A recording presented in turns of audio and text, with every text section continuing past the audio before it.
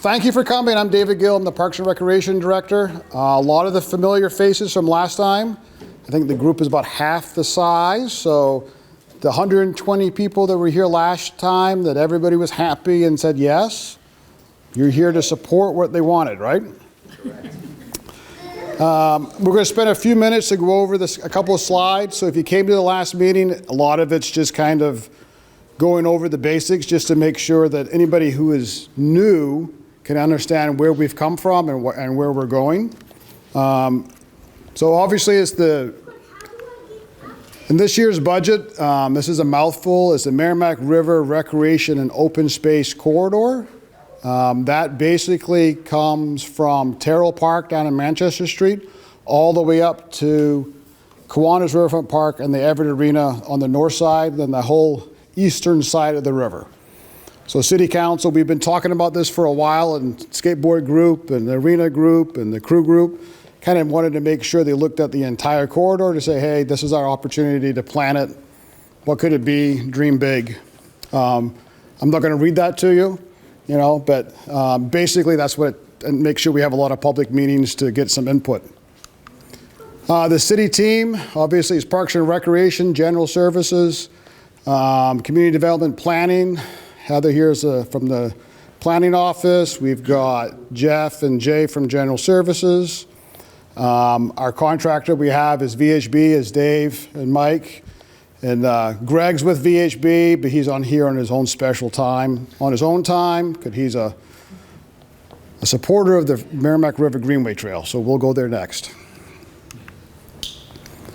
The agenda today is just to kind of review the scope. Again, that's some of the stuff we talked about a couple months ago.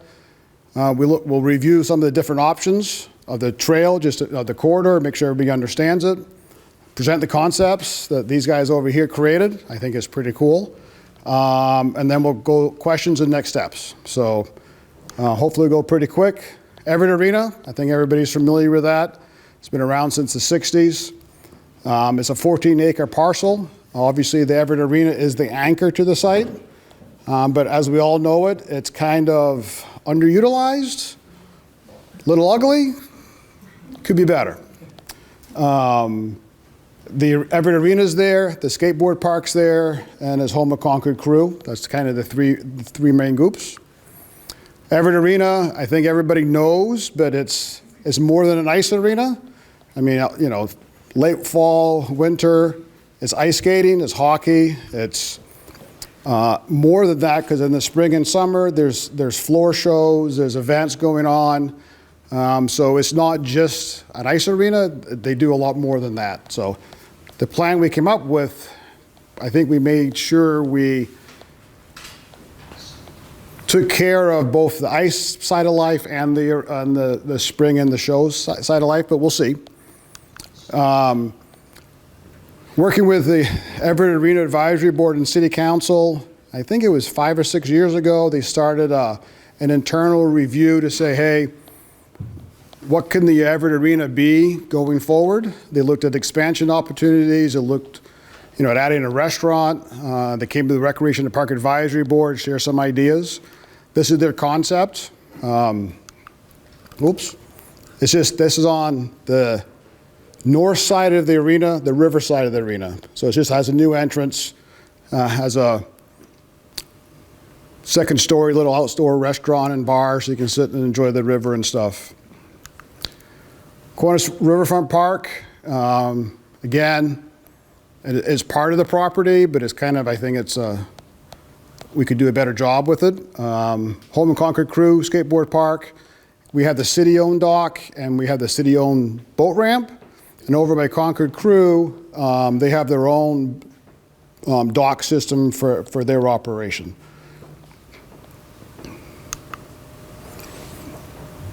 One of the main pieces when you look at Kiwanis Riverfront Park all the way down to Terrill Park is how do we connect everything? How do we connect either over Loudon Road, under Loudon Road, all the way down the east side of the river? So part of this is also connecting the Merrimack River Greenway Trail across the river to continue going north, but it's also connecting it to Kiwanis Riverfront Park. This is a good overview of The north end is Kiwanis, all the way down to Terrill Park. And you can't really see the red line, but if you kind of go down to the south, there's a red dotted line on Manchester Street, as well as going across Loudon Road on the top. Basically, from downtown Concord, either way, it's a mile walk to the river. So the question is, how can we connect those two when a boardwalk's built, the Merrimack River Greenway Trail's built, how do we connect the two? Conservation land, it's protected as conservation. It's about 114 acres, 57 acres are leased. That is going to be the new area for the sunflower seed operation. Lavender too, I think. I don't know what they're going to do. But that's going to bring a lot of people downtown, down to the river, because it's not going to be just it's not going to be cornfields. They're going to do festivals. So that's another reason how do we as a community bring folks downtown to the river. The Merrimack Greenway Trail, it's a 12.5 mile trail that's planned from southern end of Concord all the way up to Boscawen. We're in the process of designing and permitting phase 2. That's the lower right-hand corner. Basically, it comes from just south of Loudon Road in the north end of Kiwanis Park down. It's about 4,000 feet down south towards Terrill Park. That will be a paved trail. So once that's done, and then we have the Sunflower Festival and the Sunflower, it's going to be a much different opportunity for the community to enjoy the river. Like I said, we're designing and permitting right now. Hopefully we'll be done that sometime early summer. We worked with the Friends of Merrimack River Greenway Trail. We received a Land and Water Conservation grant for $550,000 a couple of years ago. The Greenway Trail folks have, congratulations. I don't know if anybody else is here, but they just raised their $275,000 match. So we're going back to City Council, hopefully in next year's budget. There's a little bit of a gap that we need to come up with, but the hope is that will be under construction sometime this fall. So we're moving,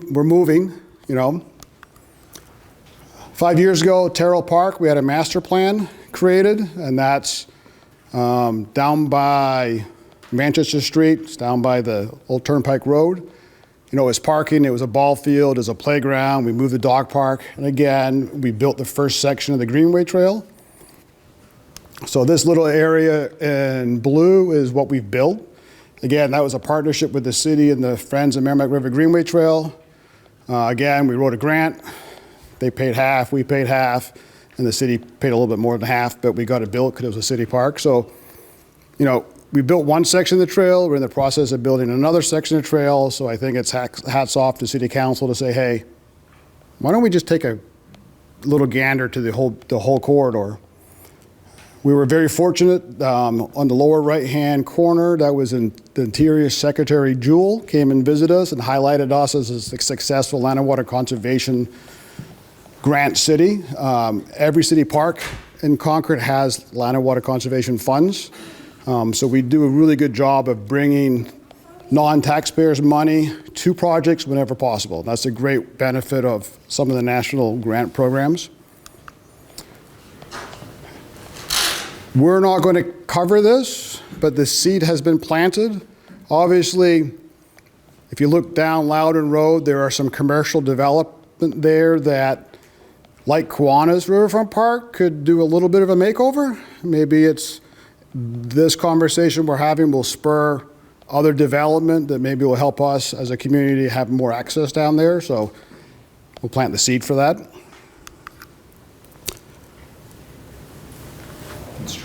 Constraints, is this you? You guys listen to me enough, so.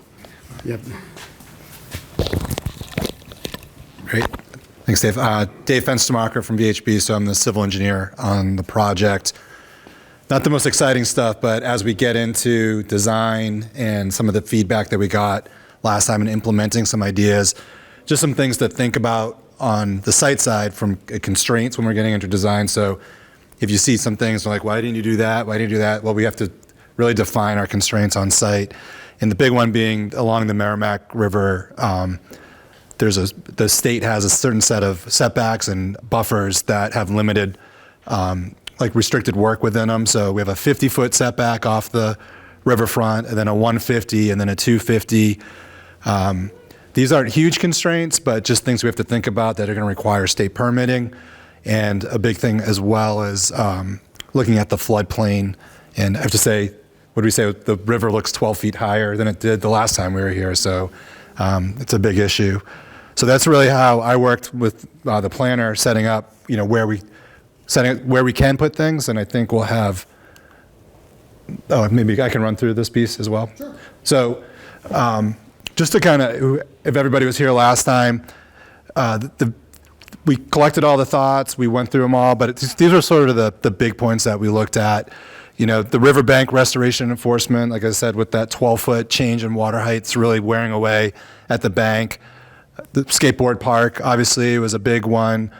Bathrooms, that's for public access, use bathrooms. Green parking, David talked about, you go out there, not the prettiest site, a lot of open pavement, a lot of gray and brown out there, looking at some opportunities to get some green parking. Concord Crew and the docks and boat ramp, obviously a big part of the site. People talked a lot about the music venue, and then we looked at the boardwalk along the river, and Loudon Road. Connectivity was a huge topic, I think. When I walked around at all the different sections, people were saying, is there a way when they redo the bridge, can we get a nice path, safe path under Loudon Road so we don't have to cross there? And then you're really taking advantage of the riverfront access there with canoes, kayaks, and rentals and things like that. So I won't skip ahead to Mike's unveiling, but I'll have him. Okay, good evening. Mike Willard. So I'm a landscape architect and planner with VHB. A lot of familiar faces from the last meeting. So excited to be here tonight to sort of share all of the great input that we had at the last public meeting, all these great ideas that Dave sort of highlighted. These are sort of the big takeaways, and then seeing how that might look on this property. So sort of walk through sort of the big items on here. So obviously Everett Arena is here today. Concord Crew is sort of up in this northeast corner. You have the existing boat launch that's there today. And then the skate park is sort of over in here as it is today. So really some of the big sort of galvanizing, perfect, thank you, is that we have sort of site access coming in here off Gully Hill Road. You have two controlled intersections in and out of the property. So those stay. So that really becomes a defining element for site circulation and access and thinking about how the site works. So one of the big pieces here is really sort of getting access over to Concord Crew. So keeping the parking along the sort of perimeter and then getting the access over to where Concord Crew needs to come in with their boats and sort of how their facility works. So keeping the general main field of parking right around the arena that sort of feeds in, the front door would remain here in this concept. This is showing the arena without a current expansion, which is envisioned. The next slide will show you how this might transform with the arena expansion. So we're showing sort of two different options here. So again, keeping the majority of the parking around the arena for events and access for the various programs that happen throughout the year. It was identified that the current paved parking really isn't enough capacity to handle some of the events. So we're proposing sort of structured reinforced turf parking here. So again, it's for parking, but it's green. So it's not just sort of an open field of gravel or more asphalt, because we're trying to convert the park truly into a park versus a parking lot. So thinking about the other element on the site, so this would be the skate park in this side here. And what's really interesting with this site is that the grades, there's an incredible elevation climb in this corner. And so it really creates this really cool space in this side of the site. And so we heard from the skate park community, like they like to have shade, sun. So this really gives an opportunity to have the skate park be in its sort of own space, with potentially a pavilion, maybe a water filling station, and then sort of gives that opportunity for shade. The other piece was looking at sort of how do you start defining the rest of the space around the site. So looking at this area as really being sort of a multi-use space for passive recreation use, thinking about concert venue, music happening here. So there could be an amphitheater on this side. So again, just really multi-purpose space, looking at sort of different age playground happening here. So introducing sort of traditional sort of play equipment on the property. We also heard about sort of people want to go there for walking, and David was highlighting the connectivity to the Greenway. And so what this is proposing is sort of taking all of that into consideration, and also thinking about the riverbank here, recognizing that there's some sort of instability that's happening there. So that's sort of a resiliency project that would need to happen to stabilize the edge of the river as sort of erosion has happened over the years. So we've pulled the parking in a little bit, and then pulled there's an existing trail that sort of parallels the river now. So we sort of started to pull this path away from the river edge to give more room for that sort of reinforcing to happen. So the idea is that sort of coming under the bridge here, connecting south to the Greenway, would be a path connection into the site. And the idea is this path network sort of self-circulates. So if you came up, parked with your car, and wanted to go for a walk with your kids, you can sort of create your own loop around the project and not really dead end. So it creates a nice sort of sinuous pathway around the site, and starts to be a really defining element. And you start breaking the site down into various like outdoor rooms and spaces within the site itself. There's been talk about this land sort of north and east. There's potential access if that's ever acquired or agreements are made. Likely there's a lot of wetlands up there, so maybe not many true site improvements done, but potentially there's nature paths or trails that sort of get developed. So this is keeping in mind that that could be a potential connection into that sort of future space there. So we'll jump ahead to the next concept. So this is really the same idea. The main difference here is this is taking into Everett Arena. So these brown elements represent what the proposed expansion is to the arena. So David had talked about sort of an outdoor, restaurant, second floor overlook, outdoor seating area. The main entrance to the arena shifts from where it is here today and moves to the north side, so facing the river. So this shows sort of a formalized drop-off where buses could pull up, people dropping their kids off for hockey games or whatever's going on. So it creates a drop-off space, really formalizes the entrance to the arena, and sort of really celebrates the new architecture that's there. And then again, sort of the field of parking to feed into the front door, sort of short, quick access. And again, sort of maintaining really good sort of access into the park itself, reinforced turf parking. So really the same sort of concept that we just showed before, but again, just really the arena expansion is the big change here. We also heard about thinking about uses. So here's that boat launch that's there today. And so this space was seen as maybe possible vendor space for people that might rent kayaks or canoes or other watercraft that could be taken advantage of. And I think that's really it. So those are the big ideas, sort of showing what it could be for the skate park folks that are here today. So the existing skate park that's out there today is about 14,000 square foot. What is shown here today is about 30,000 square feet. So it's substantially bigger. Thinking about drop-in bowls and sort of breaking the space down into sort of like beginner areas, intermediate, and sort of advanced. So how you think about how these parks want to lay out and how you sort of break down the different elements. Thoughts, questions? Do you want to go to the next slide that shows how they all tie together? Oh, yeah. So again, that's the corridor. Terrill Park's all the way in the south. We're bringing the Greenway Trail all the way up from the right-hand side, and then ends at Kiwanis Riverfront Park. And then it also, we don't really show it well on this one, but both Loudon Road and Manchester Street will have connection to downtown. Kiwanis Riverfront Park has great access to the heights. Terrill Park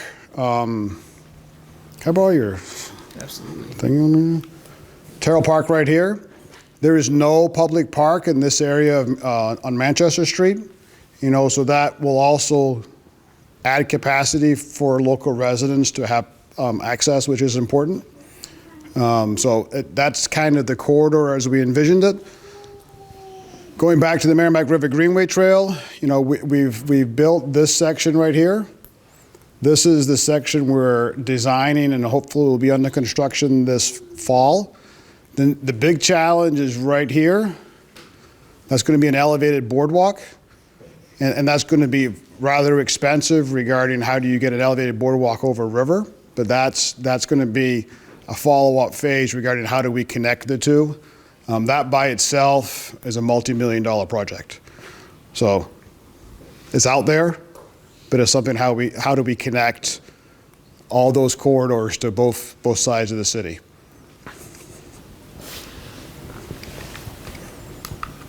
So, just going back here before we get to a couple other slides. Skateboard park, folks, is that kind of, it doesn't get into the exact features, but it's 30,000 square feet plus or minus. I think it fits really good into the hillside. Does that give you kind of the vision of where you guys wanted to go? Absolutely. Yeah, encompassing a beginner, intermediate, and a more expert area. I think that's fantastic. Great foresight on your behalf. Thank you. Perfect. Concord crew? Where are the bathrooms? The Merrimack River, no. Can I borrow your... So there's a couple things still to work out, okay? The envision long-term, Everett Arena folks, this is your opportunity. We're expecting outside bathrooms to be open as part of your expansion. That may take a little while to get there. So I think some of the details we still have to work out is, we're showing a shelter here. We're showing something here. What is that short-term solution to the long-term? If there's going to be bathrooms available at the arena, how do we create a solution there? We haven't gone into that details yet, but that is forthcoming.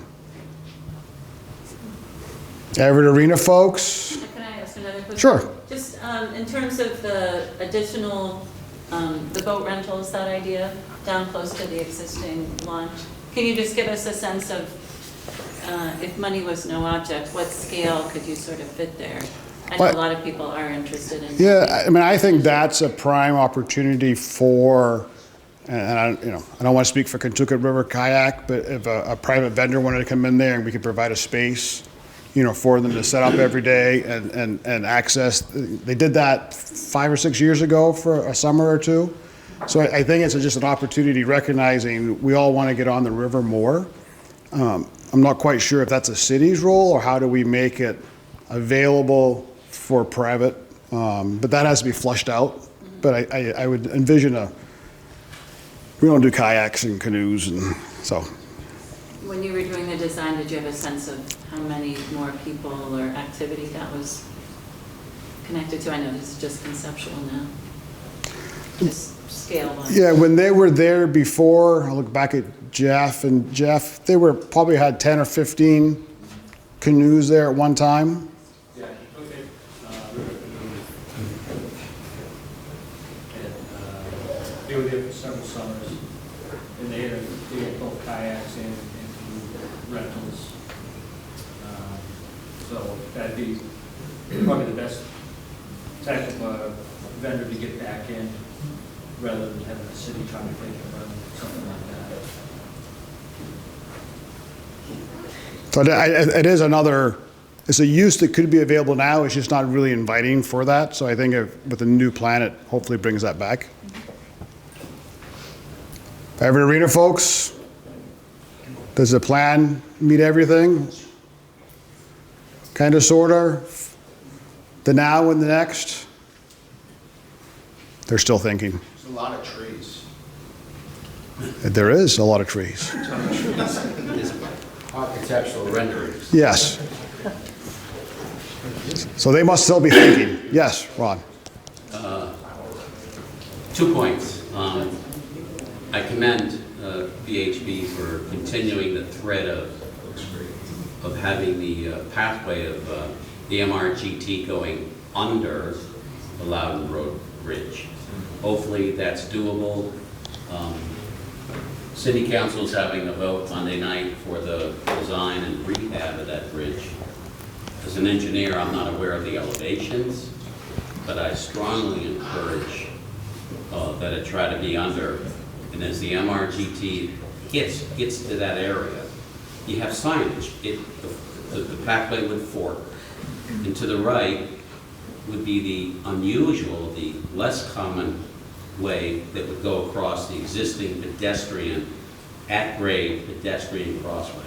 But the signage would also say, please, for most, all the time of the year, bear left, go under the bridge, and then circle around onto the new deck platform that will be attached to the north side. So hopefully that can work out with elevations. There might be a few exceptions, like in the next week, if the back of that floods. I've seen Buffalo Wild Wings in the back parkway. I've seen it flood about two, 3 times over the last 2.5, 3 decades. It does flood. Seldom, but you know, is that a 25-year event or a 50-year event? You know, and that's becoming a roll of the dice as well. The second item would be that you please coordinate your events with the I-93 widening such that as it goes over the bridge, as it gets on the west side of the river, that the MRGT can also fork with one going down for the east side of Fort Eddy and another one going on an elevated platform over Fort Eddy to avoid a net grade crossing, because I feel it's really going to become popular. And a lot of people are going to use it. It's going to be a good draw for us in the city, but it's going to create a lot of havoc, chaos, frustration. A few people might be ticked off, to say the least, about numerous traffic, stops and pedestrian net grades, so elevated. The last thing would be on your expansion. You mentioned, I believe, in the first charrette, which I was party to, that there might be an elevated, both 2 levels, both ground level and an elevation. So at the first charrette, I suggested that just north of the boat ramp, that there be an elevated platform. I don't know the dimensions, but just, you guys are good designers as I am. Elevated platform that would go to the edge of the river, just be basically for people to go and picnic. Okay, be up there. If there's not sufficient land area down below, which I can envision, you have an elevated deck, and if you do have a second floor in that expansion, you might be able to have an elevated bridge that would go right over to that deck, and it would just look out over the river. It wouldn't extend into the river because you're going to have kids jumping off it. No. So, you know, 20 feet back from the edge of the river, and it could be a really nice area. You could even have small concerts, that type of thing up there. I hope you consider that. How many people have been down to the Everett Arena in the past 24 hours? 20. We're not going to be here until the darkness. I would recommend, when you leave here, everybody go down there. The height of the river is probably the highest I've seen it in 4 or 5 years. It is almost at the top of the bank. It is moving fairly fast. So VHB, and I think we heard it last time, right here, these numbers, it's not part of this scope, but there has to be a bank reinforcement project. There's a lot of erosion. We're losing trees. We're losing land. So when you put some sort of bank stabilization in, there might be an opportunity to have a lookout area or whatever. But that's going to be, initially it was not part of this project, but once we got down there, there's a lot of erosion going on. So if you haven't been to the park, I would recommend doing it tonight, because it's pretty impressive where the water is right now. So, yes. Crew brought it up. So as of right now, on the right side of that, like ignoring Everett for a moment, is there any bathroom up there at all? Not right now. Okay. Nope. I'm just thinking like, I mean, obviously for crew, but I feel like everyone would benefit, even if there's, say there is an amphitheater up there, you have people there, it's gonna be problematic sending them to Everett for, you know what I mean? Absolutely. I feel like something more centralized. And I think, and then that's kind of why I planted the seed. You know, we could have, you know, when you have buildings going up anywhere, it's easier to do a 10-foot space or, Yep. you know, run. So I think that's, you know, if we get to the next stage of design and permitting, that final design is going to get into all those particulars of what we can do, what we can't do.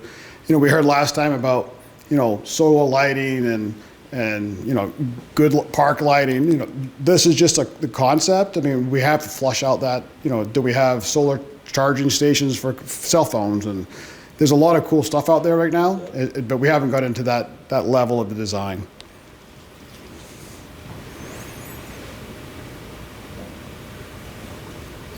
Yes. The bank remediation, would we be going after additional grants or funds or something? We would have to. You would have to. And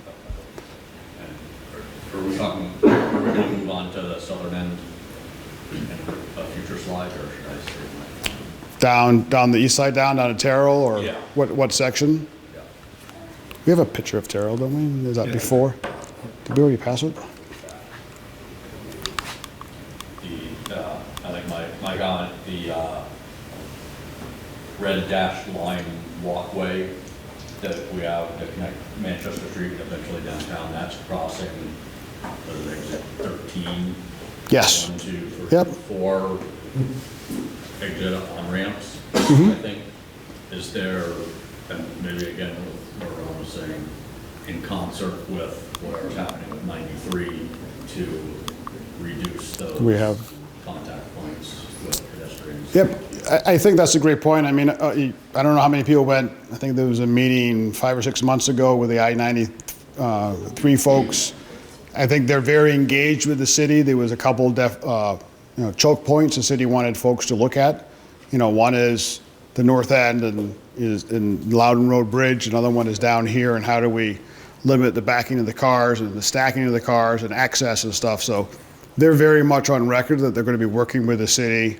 The city, I think, wrote a letter of, you know, trying to get, you know, some of those concerns in the plan. So that's still ongoing. And just in case anybody doesn't know, that's this area down here. So obviously up here we have a choke point, lot of crossings, and down here it's a large intersection. There's a lot of stacking going on, 93 North. But if you have a lot of access and people crossing going into downtown, there's going to be some options for improvements. Any other questions? Are we on the right path? Yeah, there's got a question. Yes. Your green area, is that intended to be sort of blocked off when there's not a big event and able to be used as park space? Or Yeah. will it always be? No, we had that conversation, you know, internally how do we have it as green space that acts as green space, but when there's an event, I mean, that whole area right here, I think it's 80 or 90 parking spaces right here. You know, so, you know, when there's a show or an event, we do need to have that overflow. But the question is, when it's not, how do we keep it as usable green space? So we've talked about, is it bollards, it's not chains, but we have to come up with that. How do we do that separation? Block it off? Yeah, And then people could just use it to keep them all around, Yep. like any other green space? correct, yep. Yeah, then we've done some places too where you put the How's this? footings in already for like a tent. So if you want to have a tent space, and then that's built into the concrete stuff, and you can go out and just quick put up tents for big events. A lot of green parking areas that I've seen have trees in them, but this very distinctly doesn't. Is it like hinder the use to have any trees in the area? Well, one of the conversations we had internally was, I know like the beer festival is down there every year. They always bring a tent in. you know, how It do, would just be in the way. how do we create a space that gives us green parking, gives us potentially the anchors, you know, and I think the devil's in the details. I mean, does more trees end up in that area? Maybe, you know, but I think how do we complement some of the events that the arena hosts for tents and, you know, beer festivals and music festivals at the same time, make it a little more green. The areas around it look really nice, like that sort of, yeah, and above it, immediately to the north where it looks like there are trees. So all around it looks like there's some really interesting little areas that you could like sit, have picnic benches or something maybe. Would you call it pocket? Yeah, outdoor rooms. Yeah. Outdoor Yeah. rooms. And the thought was is that if there's like an event going on where the amphitheater is, that's sort of a different energy. But if you just wanted to go and hang out with your kids, there's another space just to the south there where you can just sort of hang out, throw frisbee, whatever. And you know, multiple things can be happening there, so it's very flexible. It's a great design, and they do a really fantastic job with it. Greg over here first, then we'll come over here. Does this assume then that the Kiwanis Fair goes away? No, I think when you look at the pictures of Kiwanis Fair, it has changed over the years, and I think the next step in the, you know, the final design piece is that tree placement.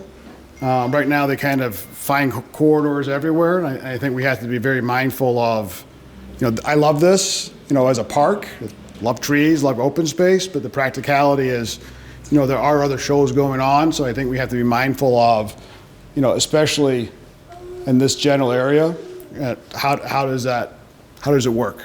So we still have to be mindful of that. Yeah. Yes. What you describe as this versatile green parking space, when you say green, are you talking about grass growing, or are you talking about an artificial turf that's covering ground? Actually, grass growing, I think. I mean, it's porous. Forest grass. So it's almost like a honeycomb of concrete or plastic with the grass that grows in between it, but that makes it structurally stable enough to park cars on. So when you drive by, it looks like it's grass. It's not paved parking, but when you get on top of it, you know, you'll see the grass, but it can support 18-wheelers. I mean, depending how we design it. And I'm not familiar with, I mean, I understand what you're describing. I've never seen that in action. Does the grass actually grow if it's getting a lot of use and a lot of traffic on it, or does the grass die and just become mud? We had a good example of Burlington, Vermont, I think you guys had last time, that it showed grass strips and it was grass. We don't have irrigation plans or whatever that is, but it was definitely on their waterfront park up in Burlington. They have a long lawn area, and one whole side of it is this kind of grass. That's for the trucks and the food trucks and people to park in, and it still looks like grass. Yeah, it's their event space, so that space that we designed is where the tractor trailers pull in and like unload all the music equipment and the staging and stuff. So it's meant to support grass. And for the most part, that we'd only be opening it up for events, so it wouldn't have super high traffic use. It would just be on the larger events for the year, which we said was what, 25 times, 25, 60. Something like that. Yes. The amphitheater, are we thinking that that's actually terraced or sloped down into where the stage is, or is it? No, we're thinking this is more of a flat area, and I think, this could end up being here in the final design. I think it references the conversations we had last meeting, and I think, Concord Cruise here, they want to have more regattas, so, having an area here with some blockage may be ideal for them from an announcement point of view, or we may say, hey, let's keep the sight lines open and move it a little bit. So we have to tweak that as needed. I mean, if you're going to a concert and you're looking at a band play or whatever, and the river's behind you, that's a very cool, that's a cool atmosphere, but if I'm running an event, I may not want the amphitheater right in front of me, so. Yes.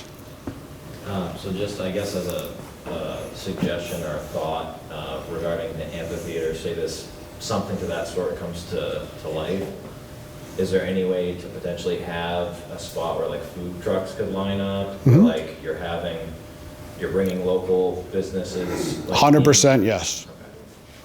Yep. Yes. Say all lights are green, what would be a timetable for a project like this? Is there any other questions before we go into the next steps? So, there you go. You know, there's general consensus, I'm feeling, that yes, there's some things we have to work out regarding trees and plant, and the general consensus is a good plan to continue to flush down and get input on. Our recommended next step is to go to City Council and basically have a similar conversation with them. We do have Mayor Pro Tem Candace White-Bouchard right here, so she is listening and taking all your advice back. But ultimately, once we go to City Council and we say, hey, City Council, this is our preferred plan, the concept. You know, they're always interested in you guys' points of view and, you know, having that public input. You know, if they say, hey, we love it, let's go, the next step would be asking City Council to consider funding the design and permitting of the project. So when we do the design, that's when we get into the finer details of location of, you know, the trees, location of the bathrooms, if they're going to be bathrooms, and then it would be this team right here.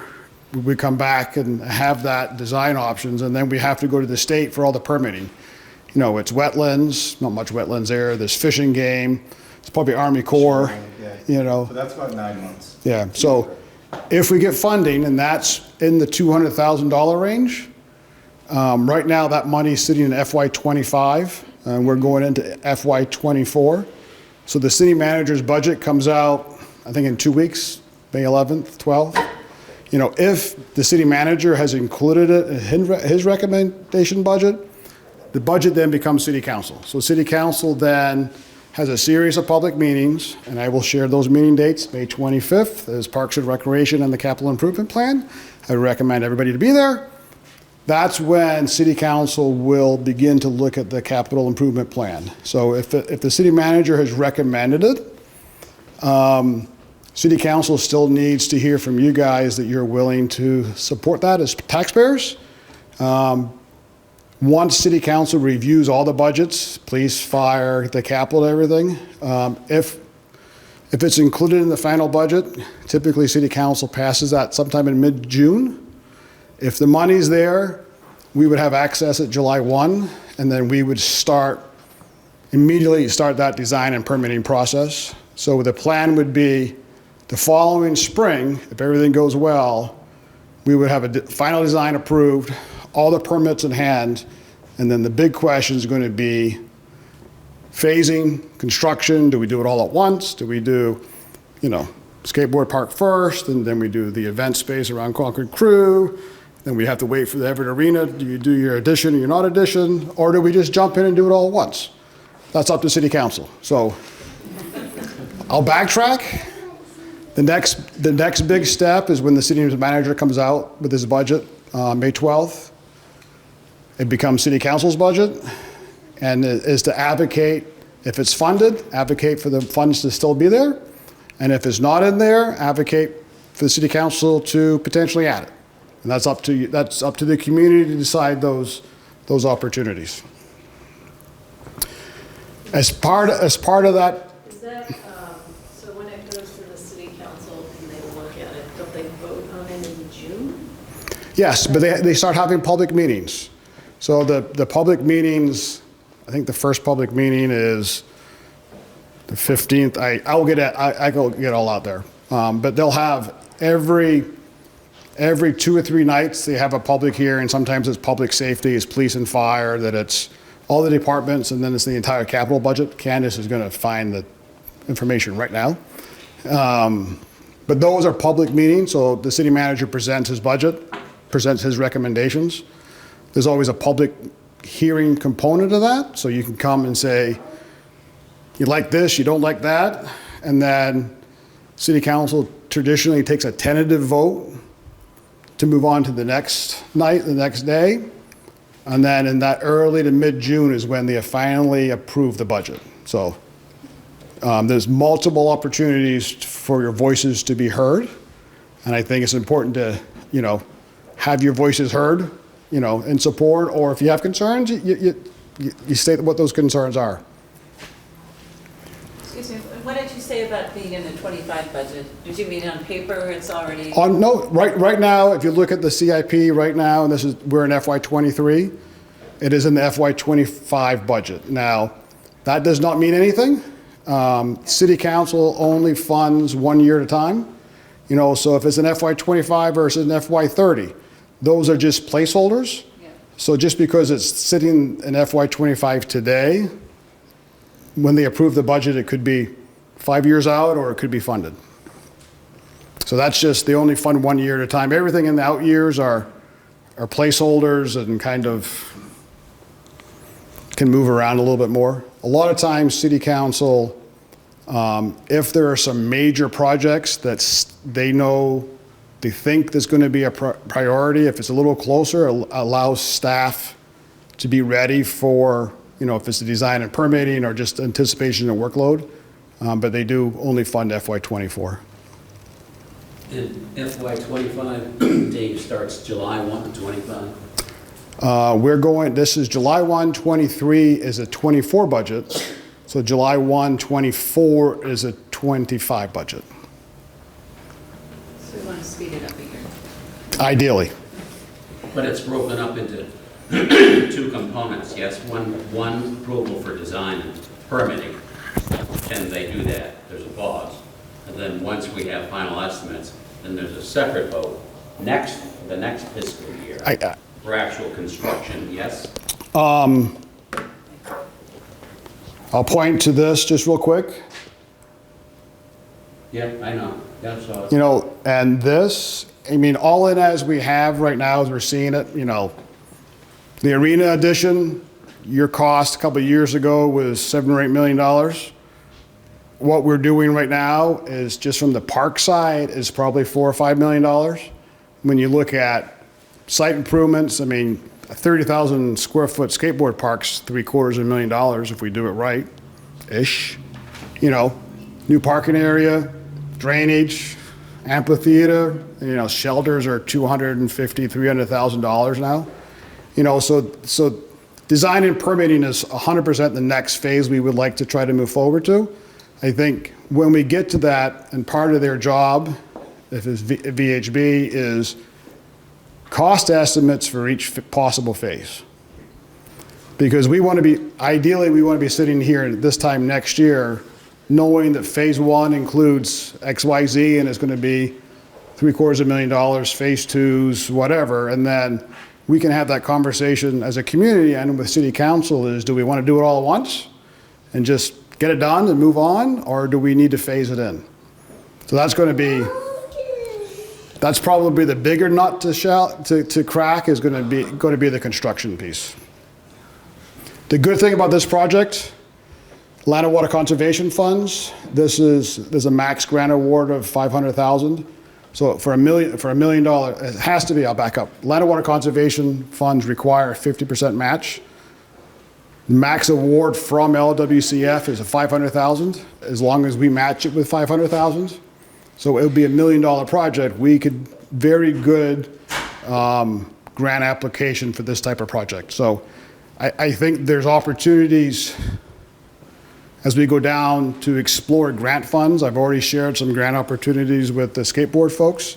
And I think there's elements of this that I think we could help the community understand it's not all in the taxpayer's role. So I think that's an exciting piece that I think we can do that. There's another question over here before I moved. Nope.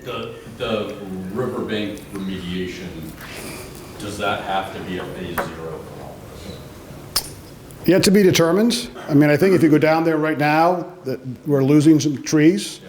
I don't think it can be the last stage we do, but I think we can do. These guys are the experts. I'm the Parks and Rec. Yes, we can do anything type of attitude. The skateboard parks in the corners away from the river, probably doable. Some of the parking lot improvements, probably doable. The green space, I think we can do. It's just question is, you know, it's not eroding fast, but is it eroding over 20 years? Yes. Are we going to lose the Kiwanis Riverfront Park next year due to erosion? No. But that's, these guys is, I will, think most of our design is about 50 feet, Pulling it away. yeah. about 50 feet away from the bank. But certainly something to address in the future, for sure. Are you contemplating riprap or sheet piling or what? Not Done. haven't even looked at Haven't it. looked at it yet. Okay. I mean, I literally go down there today and it's literally It's there. 10 to 11 feet higher than it was 2 weeks ago.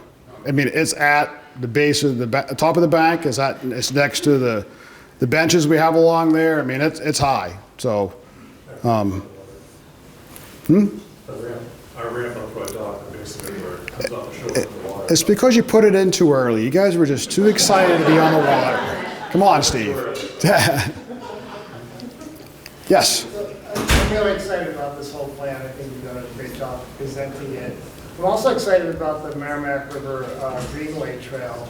Could you talk a little bit more about the pedestrian bridge and how it would fit into this project, you know, financially, planning, time-wise? I know you talked about it a little before, but I think it would be a great kind of way to connect the two and it'd just be, would make this park. I know very little. Do you know any more, Heather, than I can? Is my understanding, Monday night, there is design and permitting for the new Loudon Road Bridge. I want to say it's about $1 million. It is a city-owned bridge. It is not a state-owned bridge. But there's an 80-20 match, I think. So when the city, it's under the 10-year plan for the state. Currently, the plan is showing a 12 or 14-foot separate pedestrian / bike lane off of the roadway. It's a separate, you know, so it's going to provide safe access. It's showing right now that under, the concept is having the Merrimack River Trail go underneath the bridge. I think it goes back to height and design and everything, but the concept is there. And I also think there has to be a concept to come over Loudon Road. It could be the traffic lights, because opportunities like this, when it's high water, obviously it could be underwater. So I think it's going to be a combination. But it is in the planning stages. So if City Council approves those funds Monday night, again, a year from now, if we have our design and permitting money, we'll be able to marry the two a little better and have a better picture, but the concept is to have it connected.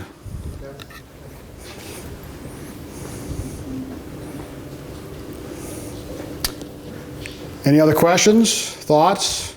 You're on TV, this is your chance to be heard. At our meetings, we usually have a donation jar. As taxpayers, you're all donating to our jars right now.